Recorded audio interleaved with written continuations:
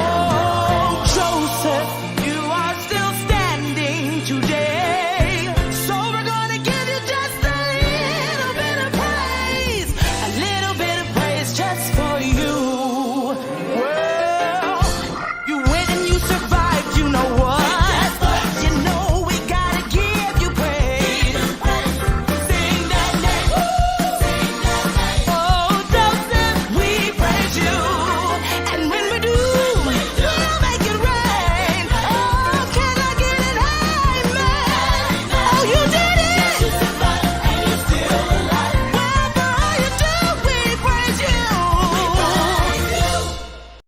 Joseph Jaffe is not famous. I'm kinda, but I'm Ross. You know, Jaffe is nothing more than a zombie extra. You know,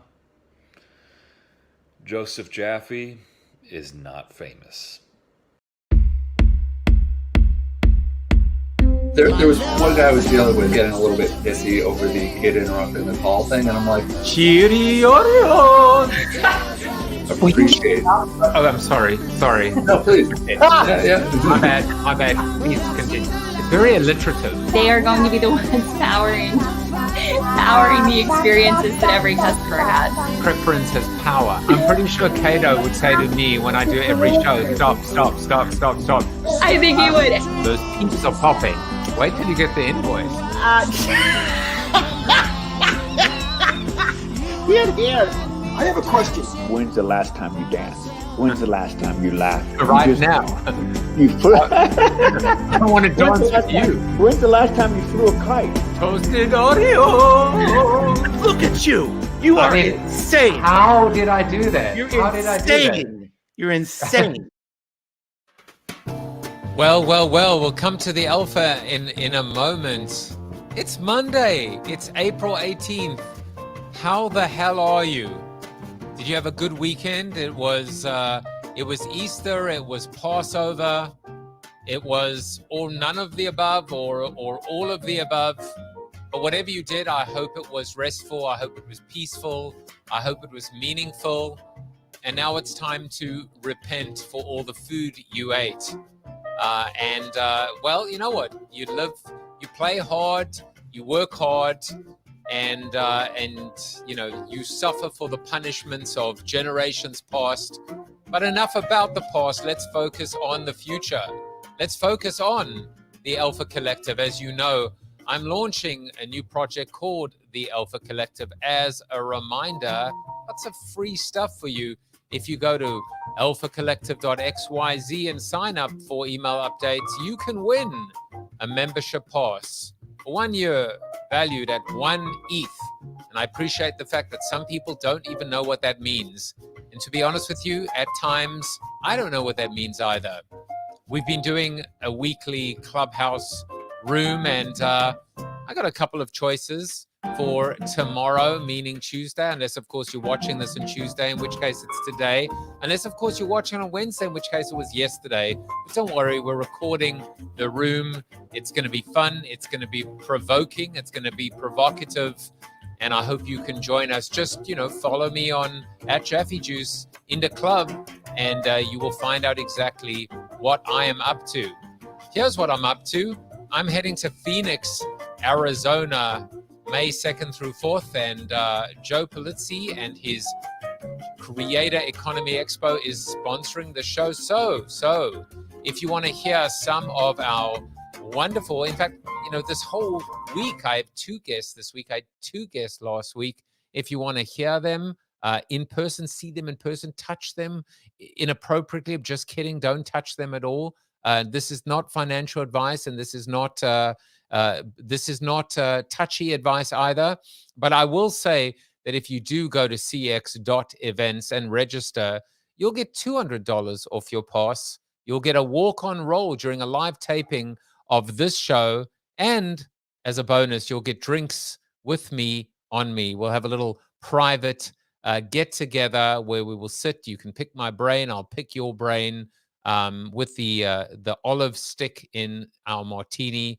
And I'm looking forward to meeting you IRL. But here's what I'm here's what I'm really looking forward to. Not that I'm not looking forward to meeting you, but I'm looking forward to reconnecting with Mr. Michael Margolis, who is sitting in the green room right now, the very famous Michael Margolis, who will be my guest on the show. We became fast friends in a room in Clubhouse. We both connected with one another very quickly, simply because I am attracted to intelligence, and he felt sorry for me. And so we are going to be hanging out together in about, I don't know, 7 or 8 minutes. Luria Petrucci is coming in the house tomorrow, and there's a crazy story about her, but we will reveal it all on air. And then the 2 CX speakers, Ali Straza, the amazing Creator Coin, the Ali Coin, the Twitch streamer, and then Daniel Pink.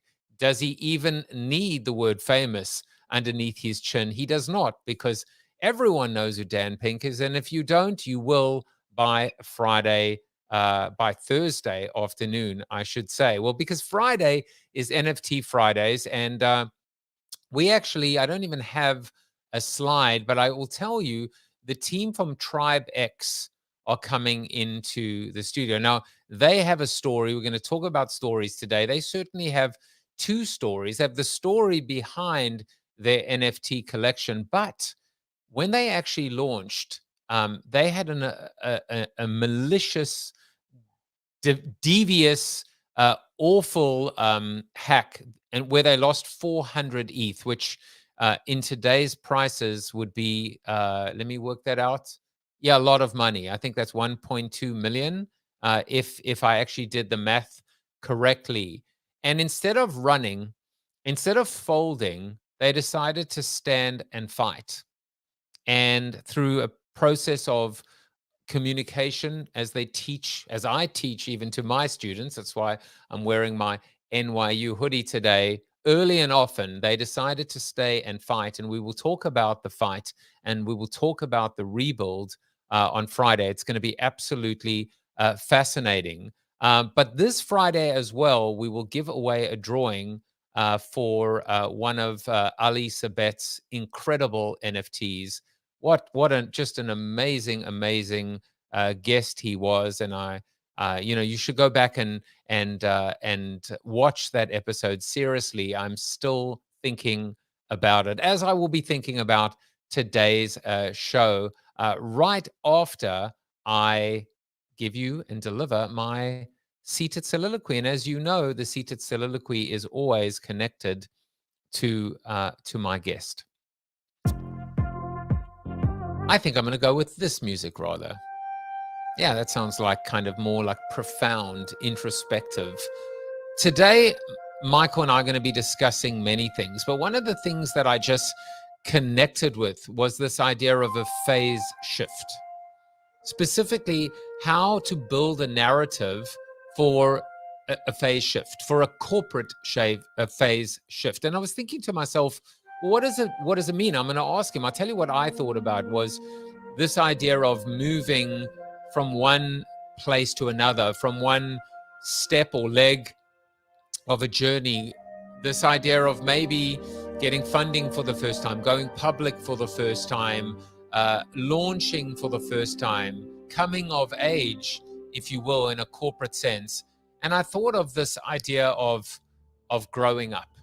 I thought of myself. I thought of my life. I thought of how I was impetuous, impulsive, maybe a little compulsive, how in the early days of blogging and podcasting, how snarky I was, how sometimes rude maybe and disrespectful I was, how I seized the power of being a blogger and maybe made a mistake.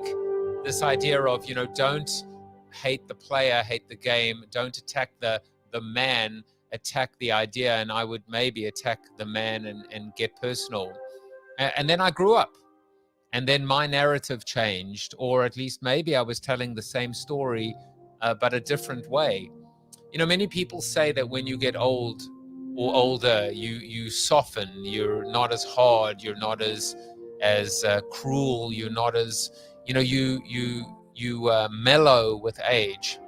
And I'm not actually sure that that happens. I'm not sure that you necessarily mellow with age or get softer. I just think that in growing up, you just become wiser, more sensitive, more aware, and more self-aware, that it isn't really a mellowing as much as it is a maturation, that you learn how to tell a story, how to deliver a message in a way that is more inclusive as opposed to excluding, in a way that unites more people than alienates or divides. I think that's what growing up is all about. And certainly when companies get older, when companies get larger, are they taking this advice to heart? Are they growing up? Are they maturing? Are they softening? Are they mellowing? Or are they in fact becoming smarter, wiser, more inclusive from a diversity, equity, and inclusivity standpoint, and ultimately more of a welcome guest instead of an intruder that interrupts your living room and tries to sell you stuff at obscene hours of the night? Well, I'll tell you one person that could absolutely sell me anything at any time of the day or night is my new friend, Michael Margolis. And just a little bit about him. He's the CEO and founder of Storied, a leading authority on storytelling and strategic narratives now for over 20 years. He's an advisor to leaders and teams at Google, Facebook, Shopify, NASA, and an expert on rhetoric, framing, and communicating for hyper growth. He's a best-selling author, a 2-times TEDx speaker, a global educator, and he lives in the storytelling capital of the world, the metaverse. No, I'm just kidding. What I meant to say was Los Angeles. Michael, welcome to the show. Hey, Joseph, it's great to see you. You know, it is great to see you, and it's also great to see my mother, who at this point, it's 12:43 a.m. in South Africa. Hi, Mom. I think she's tuning in specifically for you, Michael. It can't be for me. Well, I want to give a big shout out to your mom, Natalie, and Natalie. My family, my father is a Zimbo, was born and raised in the bush of Rhodesia and Zimbabwe Jews. So some way or another, I'm sure we're connected. Although you did grow up in Switzerland, right? That's So yeah. I had this handy, just waiting for you. But yeah, Zimbo as well. In fact, she says hello to you. I have to tell you that one of my pride and joys is I don't know what it is, like a $100 trillion note from Zimbabwe. That probably would buy you a stick of gum. Do you have like a $100 trillion note? If not, I'm going to make sure that I get one for you. I do, and unfortunately, it's not quite a pride and joy because there's a lot of suffering that comes with those. But yeah, it used to be so bad with hyperinflation that people would literally walk around with a garbage bag full of note currencies in order to buy a beer, and by the time you walked in the door, you no longer had enough money in that bag to pay for the beer. So things have improved since then, but it's still not the easiest of time in Zimbabwe right now. But if anybody's watching, as things do start to evolve there, it's a place that is deep in my family's history and a place that's deep in my heart. That there's a lot more work to be done in Zim and in rebuilding the innovation and entrepreneurial community there. Yeah, no doubt. And she says too true. See, I was just gonna make a flippant comment and say, but that beer must have tasted amazing when the wheelbarrow finally cashed in. But obviously, it was probably Caliber or something. So yeah, But also, in remnants, obviously, of hyperinflation in Germany as well, and it's funny because living now as I have and immersing myself as I do in this new Web3 world and this crypto world. It's going to be very interesting to see what happens. And in fact, the role that crypto plays, even historically, you know, now compared to when we look at the barter economy, when we look at cattle for sheep moving into gold, and ultimately a gold standard, and paper money, and plastic, and digital, and now crypto. Who knows what's going to happen in terms of normalizing, leveling playing fields, and maybe hopefully creating a better way to transact in a more decentralized world, you know, or not, and it could go to hell in a handbasket. Who the hell knows? I'm always open to the possibility. Well, you know, the thing is, of course, and we'll talk about it today, the power of story, the power of narrative, the power of promise, and the promise of power. You know, they're two things that kind of work together really interestingly. But we'll get to that soon enough. First of all, you are watching Mr. Michael Margolis. He's the CEO and founder of Storied. He's guest number 363, and without question, my best guest to date. And yes, I do say that to all the girls and all the guys. But you will definitely agree with me when we go through some of Michael's fun facts. This is the dirt that we were able to find on him, and he's like Better Call Saul in terms of or maybe I should say like Ozark. This is actually from Ozark. He's a trafficker. He used to traffic in kilos of rare, exotic, single origin craft chocolate. Do not say that 3 times fast. You know, but like I don't want to know where you shoved it. I don't. There are certain details that I cannot know. But tell us more about this this trafficking, this human trafficking. It's not human trafficking. God forbid. It's the chocolate secret. So I grew up in Switzerland as a kid, as you mentioned. My father worked for Nestle, ran a chocolate factory, and you could say chocolate is my birthright. And in my early 20s, I gave up a lot of other extracurricular substances, and chocolate became my vice of choice. And I was living in Washington, D.C. at the time. My friends would travel around the world, and I would always say to them, you know, bring me back a bar of chocolate. And so this one day I went into my kitchen pantry, and there literally was 20, 30 bars of chocolate stacked to the ceiling. And I realized I can't possibly eat all this chocolate before it goes bad and still feel good about myself. So what am I going to do? I thought, well, why don't I throw a party? I'll invite my friends over, and I'll take them on a tour around the world through chocolate. And thus was born a legendary set of parties called Return of the Chocosaurus Rex. Very, very Joe Jaffe in style. So elevated attire, creative costumery, highly encouraged, dark chocolate on silver platters. And I just saw the magic of what happened when you brought people together around through chocolate. You know, babies have been conceived, not at the party, but nonetheless due to the party. And yeah, from there, I just took this passion and obsession and started hosting and curating lots of chocolate tastings. And even a couple of years ago, started a chocolate secret society all around tasting craft chocolate. And so, you know, some people have a second fridge for wine. I have a second fridge for chocolate. And frankly, my best storytelling is me telling stories about a specific chocolate and bringing that to life for folks. Yeah, there's nothing weird about you at all in this in the story. But I like the fact that you decided to attach the concept of a chocosaurus to a Jaffeism. But it's like you. It's you. Like it's Michael Jaffe. and the Chocolate Factory. Exactly. Yeah, it was. And, you know, I definitely had a Willy Wonka childhood. Not just my father. My mother is a teacher, artist, and toy designer. So I never knew growing up whether my day was going to be an art project or a science experiment. And yeah, let's just say my family is lovingly different. So yeah, the creativity part always came easy. But yeah, seeing like both of my parents are incredible innovators, iconoclasts. My father's as a mad scientist, 30 patents to his name.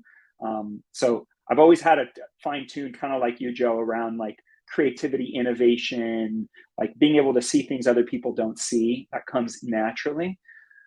But then getting others to see what you see, that's the hard part. And I saw my parents struggle with that, and even my own career.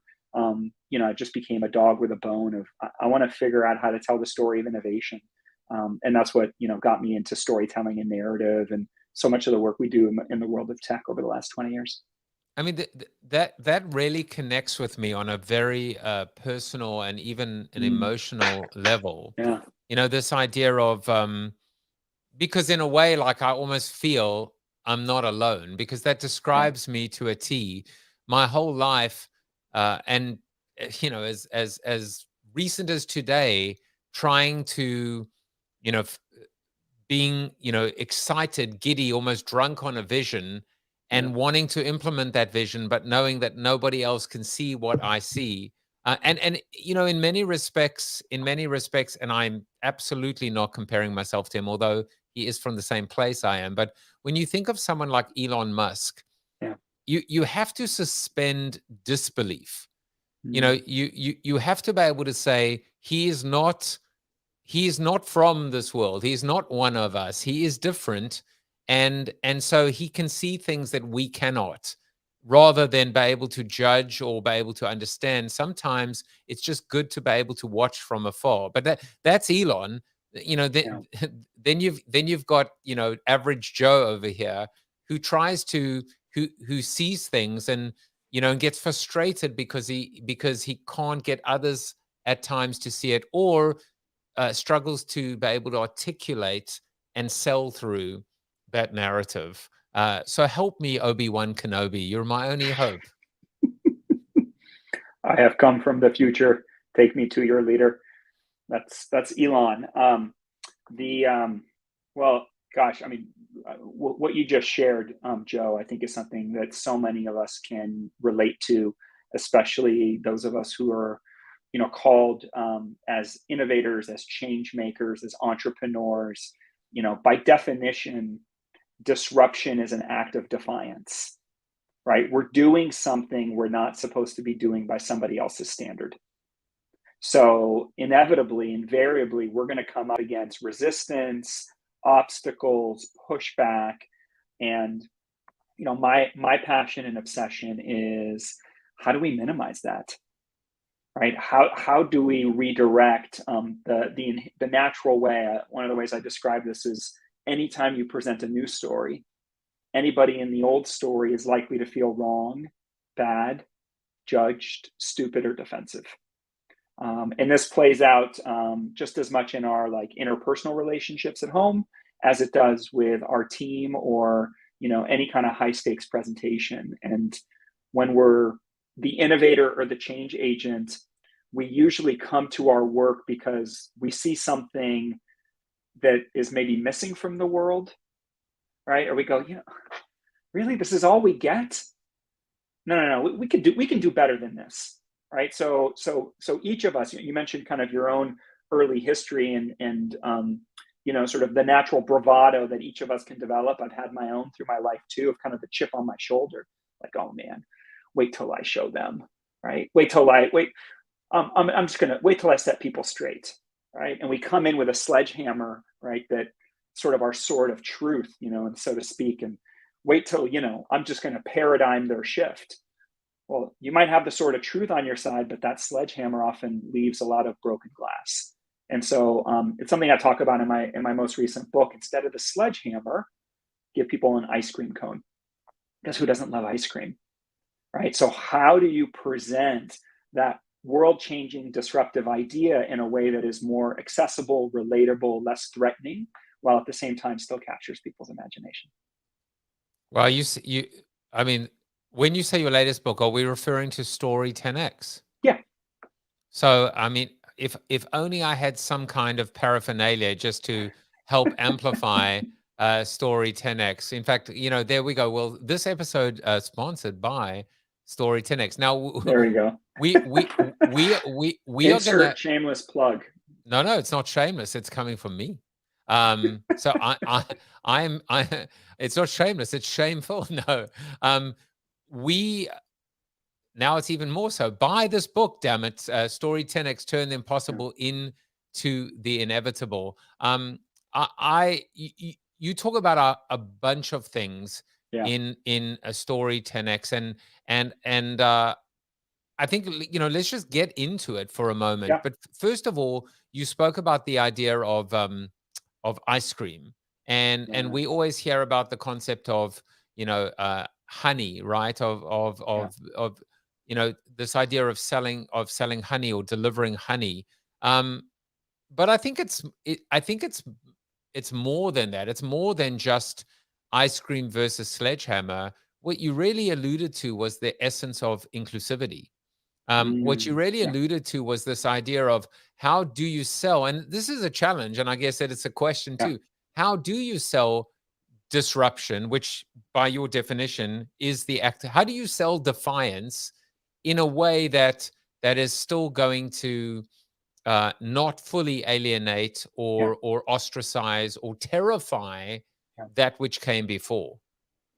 So it's counterintuitive. Because what we need to actually do is, instead of pointing out what's wrong or what's broken or what needs to be fixed, we want to start with the story of what's possible. What is the opportunity? What is possible today that wasn't 3 or 5 years ago, right? And we need to actually widen the frame and go bigger, as opposed to coming in hot with a problem that tends to narrow the frame and put people on the defensive. I mean, it sounds so obvious and intuitive, and yet it is so difficult to be able to implement. And you know why? So if we can get geeky, I'll kind of point something out and give everybody a little framework that you can apply. Yes, get very geeky. All right, so we've all been taught in business. Right? You're putting together the business case, an investor pitch. We're all taught to organize our thinking as problem solution, right? So problem, here's what's wrong, here's what's screwed up, right? And then don't worry, I've got the answer, here's the solution. So if you actually think about that in rhetorical terms, problem solution is minus plus, right? We're starting with the deficit, we're starting with what's missing, and then we're bringing in the solution, the positive. Now, that's fine if I've broken my arm, okay? That's a problem. And there's a really clear, obvious solution, which is get me to an emergency room so that we can reset my arm and put it in a cast. When you have a really clear causality and or like decision-making matrix, right? Nobody's gonna argue, okay? It's really clear and straightforward. We know what to do in that situation, just do it. But oftentimes what we're dealing with is ambiguous problem spaces. What we're dealing with is we have not actually gotten to consensus or shared agreement on what the problem is. Or two, our audience is often complicit, if not responsible for the problem. So we come in hot talking about the problem, and immediately our audience goes on the defensive. I'll illustrate this maybe in the most human terms that I can. So Joe, you're gonna when you finish up your day after our interview today, hopefully you have a significant other waiting for you at dinner tonight, and when you sit down over dinner, like, so Joe, how was your day? Right? You're gonna be like, oh my gosh, it was rad to the power of awesome. Right? I had guest number 363, Michael Margolis. He was my best guest yet. Right? And we talked about rhetoric and framing and face shifts and all this and that. Boom, boom, right? And instead, your significant other immediately says to you, well, all right, that's great, Joe, but actually, I got to talk to you. I've got a problem. Right? So in that moment, right, what's happening? What happens to your nervous system? It probably goes into maybe a fight or flight, a defensive, Exactly. Right. Oh shit, we have a problem, and it's a serious problem, right? Because you can hear it in the tone of voice, right? Because your partner's really, really upset, coming in hot. Okay, there's a problem. Okay, you're sitting down, she starts talking about the problem, or he starts talking about the problem, and this is a problem, right? It's like you can't help but take it personally because you're involved, And then after a while, though, they're describing the problem and you're getting deflated. And, oh, but hold on, don't worry. I don't know why you're getting so bent out of shape here, Joe. Like, don't worry, I've got the answer. I know exactly what you need to do, right? And your partner tells you what you need to do in changing your behavior. How does the rest of that night go? I think invariably I'm going to end up on the couch, but that's Right? because, well, that's only because it's a Yeah. day that ends in the word DAY. But please continue. So look, we know this in our personal relationships, right? That when we like come in hot about a problem and then we're telling our partner what they need to do, invariably that conversation is going to go sideways. And yet most of the time in business, we're taking the exact same approach. We're coming in front of an audience and we're telling them, here's what the problem is. And oftentimes we're describing a problem that is not shared problem definition. And two, our audience is complicit, if not responsible for the problem. And then we wonder why the conversation goes sideways. So what do? It's a real simple reframe. Instead of minus plus, which is problem solution, you flip it on its head and you tell the plus minus story. Start with possibility and opportunity. And then the minus is talk about what stands in the way. It's like the old saying by William Gibson, the future already exists. It's just not widely distributed. Right. Love it. I mean, does that make sense? I'm listening, and I was thinking to myself, it's kind of, I suppose the weirdest thing that just popped into my head is the classic rejection letter.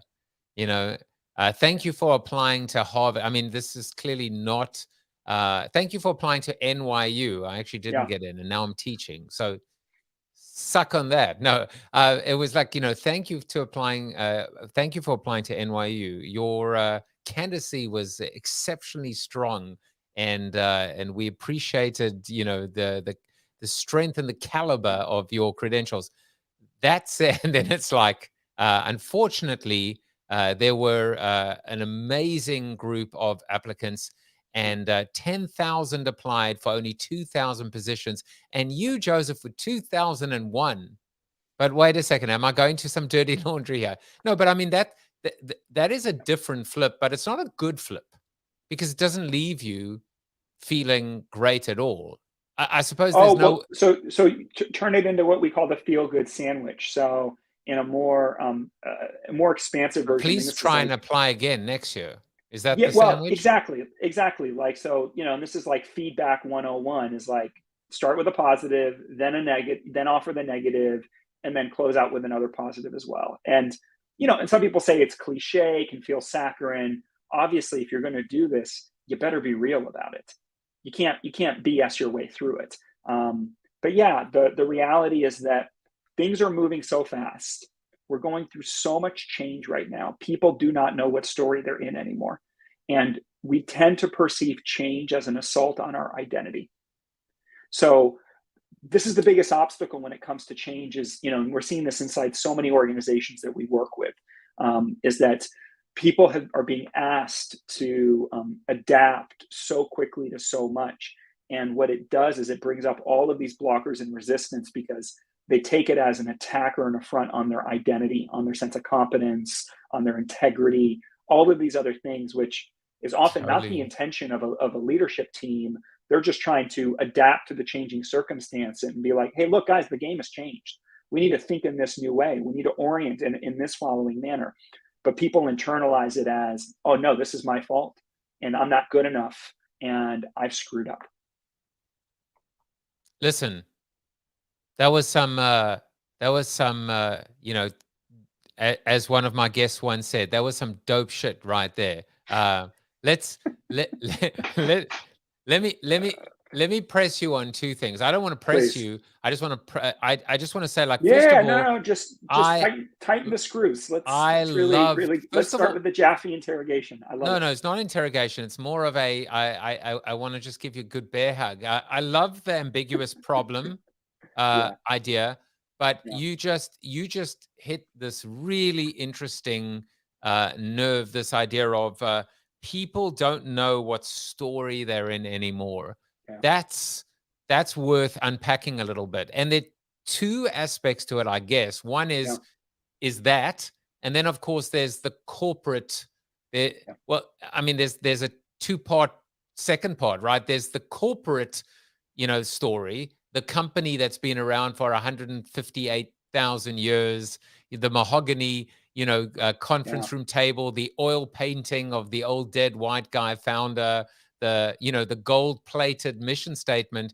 Their identity is under threat. Their identity is lost. They are swimming in a sea of change. And then, of course, you have the executive that's always done things a certain way and now has to unlearn or relearn or make a change. So there's a lot in just those few words that I was like, whoa, like, stop the clock. That was amazing. Well, so let's talk about this. Things are moving so fast, people don't know what story they're in anymore. And it's something I think we can all feel and relate to. The speed and the pace of disruption and change of what's happened in our lives over the last few years. Things that we never would have imagined were possible have happened. And it's sort of one thing after another, from COVID to our political cycle to we've got war in Europe, and these things that never would have conceived of, and it's like one after another. What's going on in our environment, and so this puts everybody in a very stressed and defended place inside organizations. So you mentioned, we specialize in companies in the midst of hypergrowth. I'll put it to you this way: anytime you 2x revenue, headcount, or user base, you have to rebuild the plane while you're flying it. And so it's one thing to talk about a company that's been around for 100 or 150 years, but inside many of these Silicon Valley companies, whether they're a series, A, B, C, D funded startup, or they're mature big tech like a Facebook or a Google, which we do a lot of work with, they are increasingly going through new phase shifts. And a phase shift is basically anytime you change your strategy, anytime you are redefining your category, anytime you have a new leader, anytime you are going through a business transformation. And I was speaking recently to a chief of staff at one of these big tech companies, and she admitted how they had gone through 4 phase shifts in the last 24 months. So imagine every 6 months, the ontology of which way is up, down, left, or right is blown up and reconfigured. And so this is what's going on right now. It's like, and we're all dealing with this in our own lives as well. I'll maybe kind of button it up the following way, Jaffe, which is 3 convergences that I'm seeing in every single organization that we work with and we're talking to these days. Number 1, everybody has a new strategy, and that strategy is complex. It's hard to understand, and yet has huge implications what it's asking people to do. Number 2 is everybody has new staffing. Most organizations today, 20 to 30%, even 50% of either the leadership team or the overall headcount was not in that organization 24 months ago. Many people are working with colleagues we've never met in person in real life. And then number 3 is new structures. So going hybrid, work from home, digital by design, there's all these new ways of working, of how we're asking people to communicate, organize their thinking, how they put together reports, how we do decision-making. So new strategy, new staffing, and new structures all coming together. And then on top of that, you've got the great reshuffling, where you've got burnout on the rise, as well as change fatigue. So you put all those things together, and you better get your story straight. So here's what we're seeing is that when companies get their story straight, it's their greatest force multiplier. Literally, narrative is upstream of every other problem that you're facing. Equally, if you don't get your story straight, it's the biggest drag coefficient. It's literally the thing that's slowing you down. And what takes people a while to get, our work, if you want to change the narrative, storytelling is an inside job. So our work focuses on the internal story for hypergrowth and transformation. Too often, everybody's thinking about the story that's, for your customers and your users, and that's really important. But if you actually take a poll of your employees and of your team at a cross-functional level, or from a senior management, mid-management, and individual contributor level, there's so much pain and suffering and frustration that's happening. And by the way, we're all dealing with it. Even our own organization at Storied, right? We've gone through multiple phase shifts and lots of growth ourselves as an organization. So we're dealing with it too, right? It's the nature of the times that we're in, and that basically leadership is communications. But how many of us as leaders are being trained on how to communicate for complexity, ambiguity, uncertainty, volatility, and the speed at which we have to be able to narrate and orient people to where they are and where we're trying to go?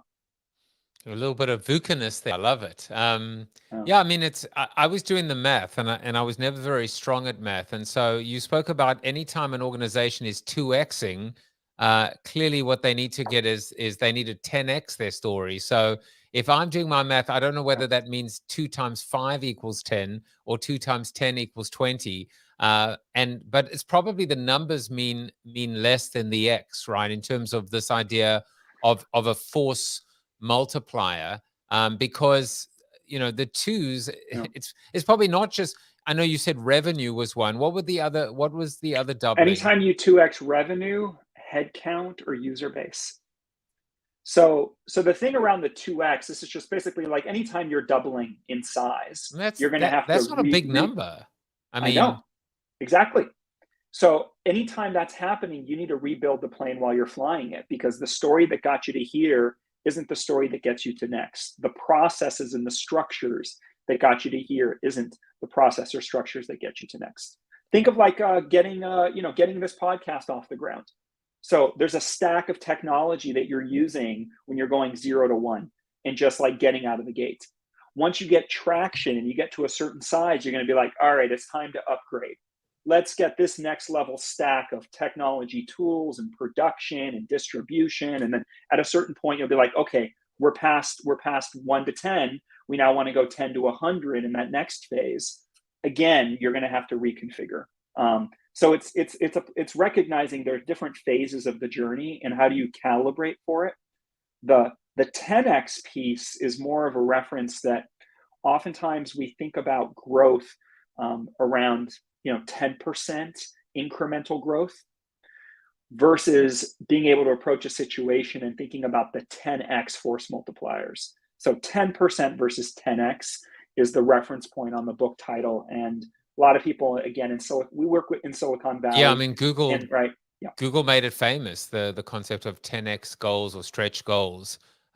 Here's another big number. When describing the book, it starts off with this idea of drawing on 30,000 years of storytelling. And I was thinking to myself, Michael doesn't look a day over 20,000 years. So, I mean, you've aged well, I've got to say. But I was thinking, like, 30,000 years of storytelling. We always go back and we say, the cavemen used to draw on the walls and whatever. But in between, woolly mammoths and saber-toothed tigers and today, what have we really learned about storytelling that can be considered to be the red thread or some of the key components, that you would take in your backpack wherever you went?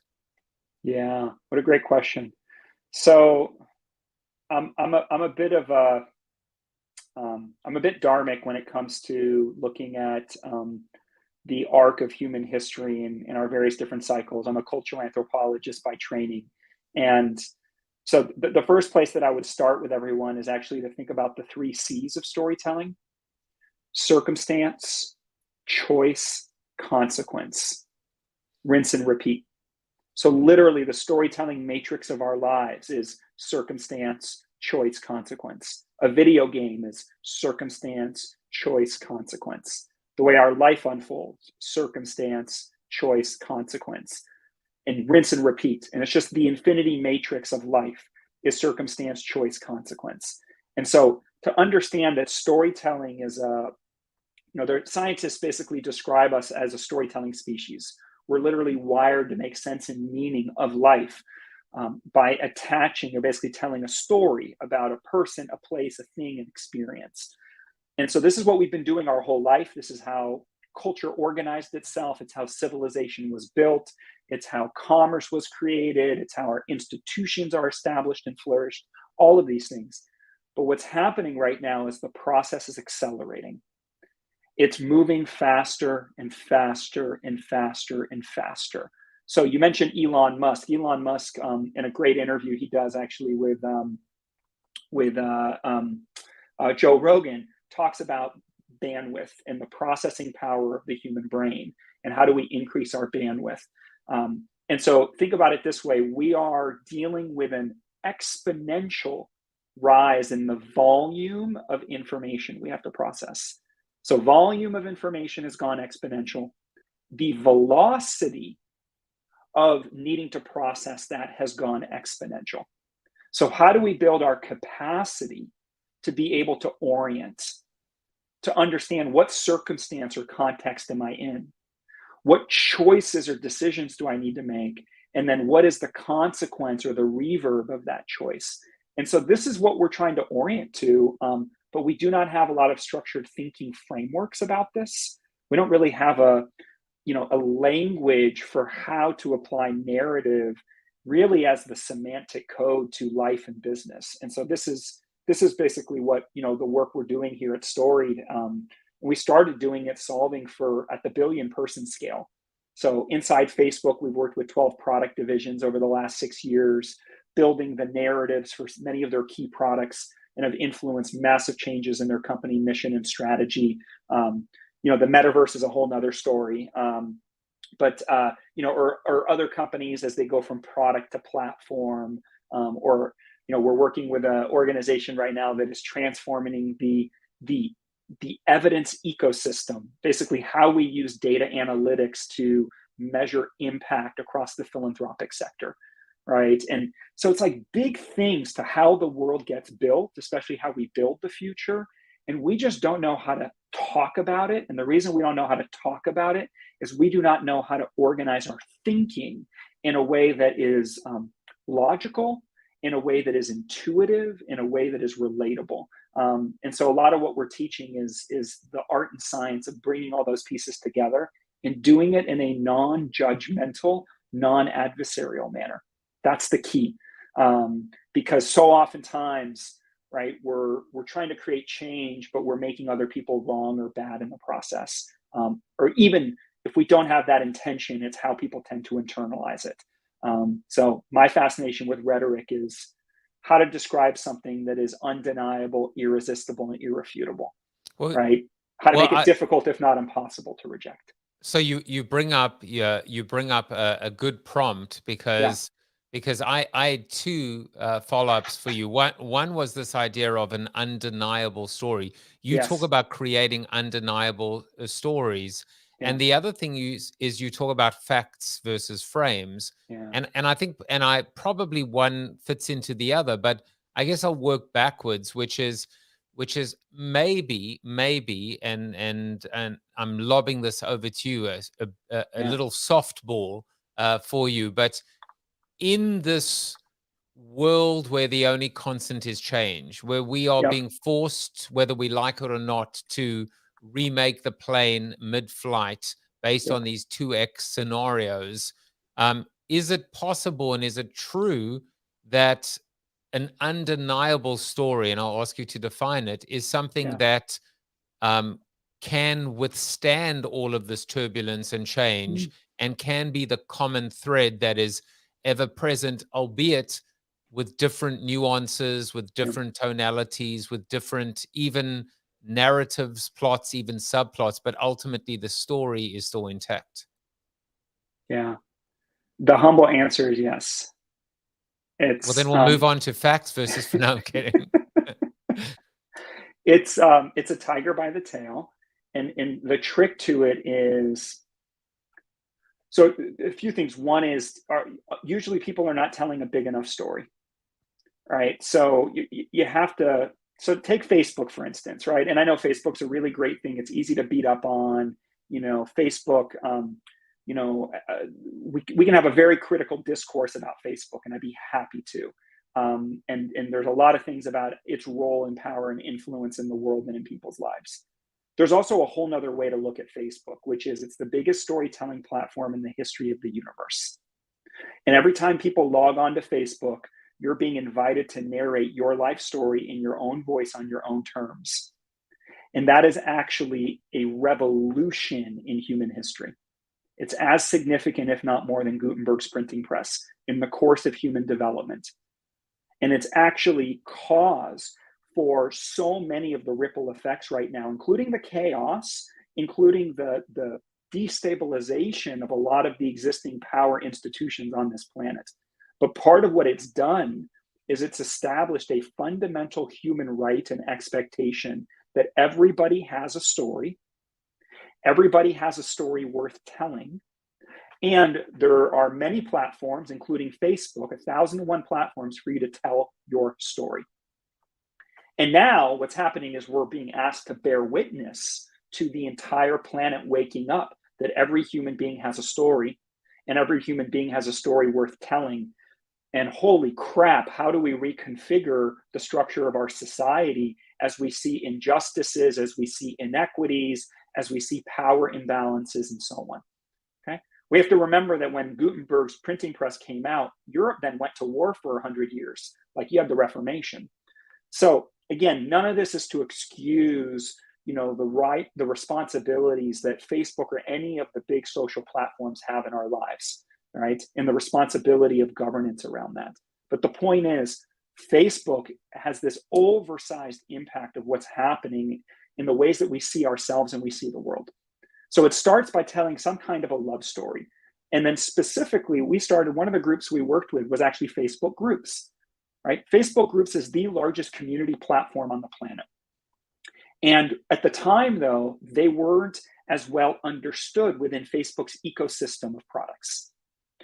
And so what we did is we studied and we worked with this team, we realized that there was a structure of belonging that was evolving in the digital age. The way that we find our tribes, our people, is a far more organic or self-organized process. It happens when you have a new hobby or interest. You just adopted a pet. You've moved to a new city. You're trying to make a career change. It doesn't matter the circumstances of your day-to-day life. You can go online and find other people like you. That, again, is revolutionary in the course of human development. And when you find people like you, there's an emotional bond and connection of breaking through that isolation and finding a new sense of belonging. So we really looked at that and we framed that universal story. We all want to find our people, right? And then we also looked at the dilemma inside Facebook, and this was back in 2015, which was, it worked fine when we had 100 friends or 200 friends on our feed. But as that grew to 500 friends or 1,000 friends, you share something on your news feed, and then you would have what they call context collapse, because you had your workmates there, you had family there, you had different friends who would interpret what you were saying through a different context. And then you'd feel lost in translation. So what they found was when people, instead of sharing just on their news feed, and many of us kind of hold back now, but if you're in a high affinity special group, like right now, I've been losing a lot of weight. I'm using a medicine called semaglutide. It's for insulin resistance. It's life-changing. It's the only FDA, clinically researched, FDA-approved medicine that you'll lose 10 to 20% of your body weight. I've lost 18 pounds since January 1st. You'll find it online as Ozempic or Wegovy. And there's all these support groups for people who are taking this medicine.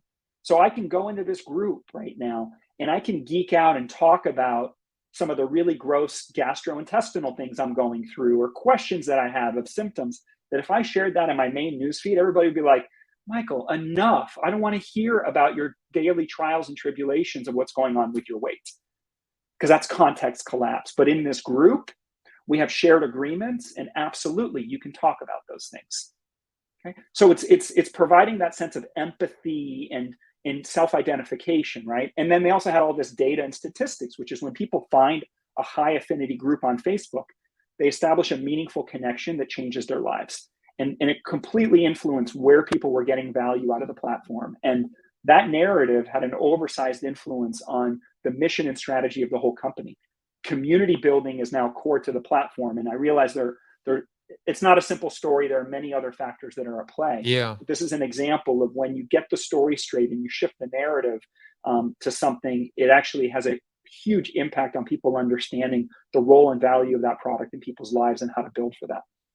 I appreciate your the way that you handled, the situation, recognizing that it is a complicated story. Oh my goodness.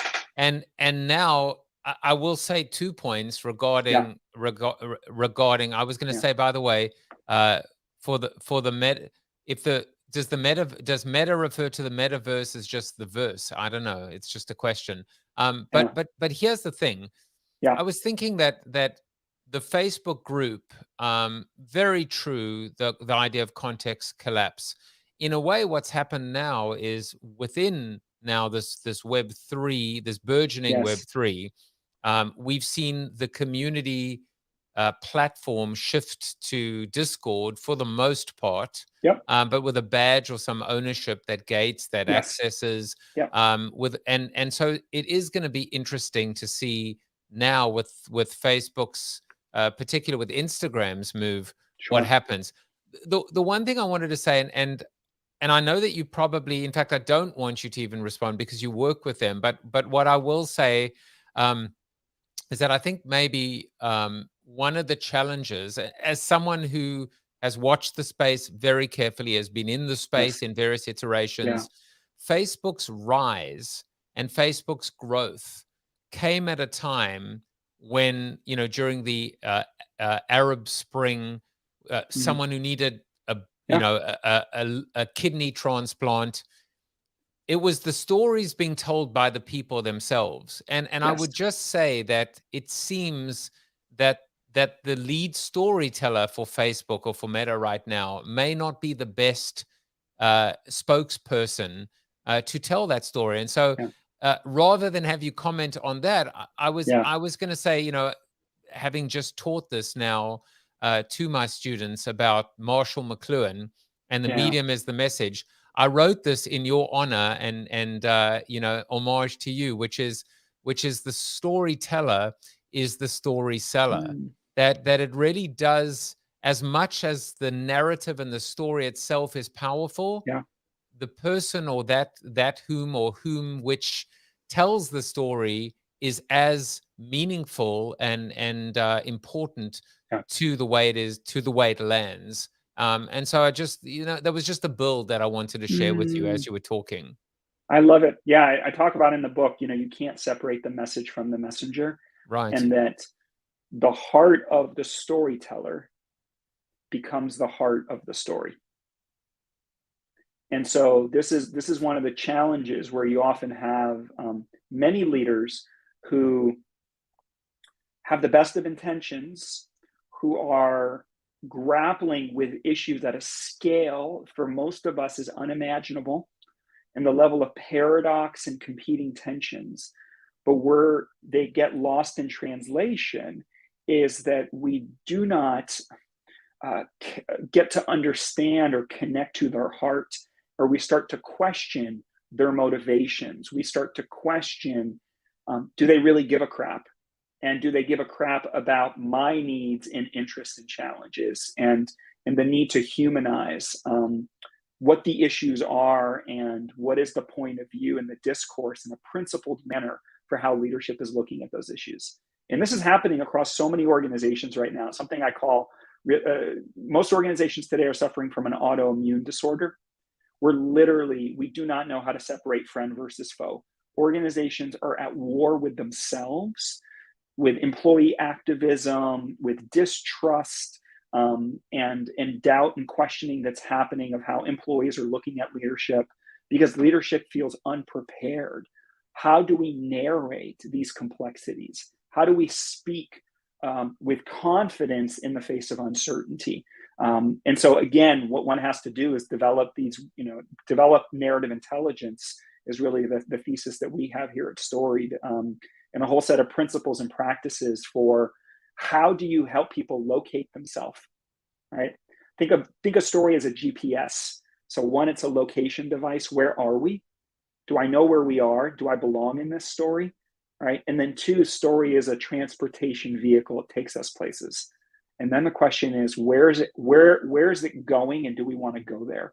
And so both of those are really critical in establishing frames that, to your point, is inclusive, that people identify with, and that they want to be a part of. Well, listen, if you want to get to a place in your life where you don't have your GPS saying recalculating route when it comes to your narrative, you're going to want to, I mean, I don't think I've had a guest that is so perfectly positioned and sold a book that hell, I'm going to go buy this book right now, although I do need you to sign it at some point.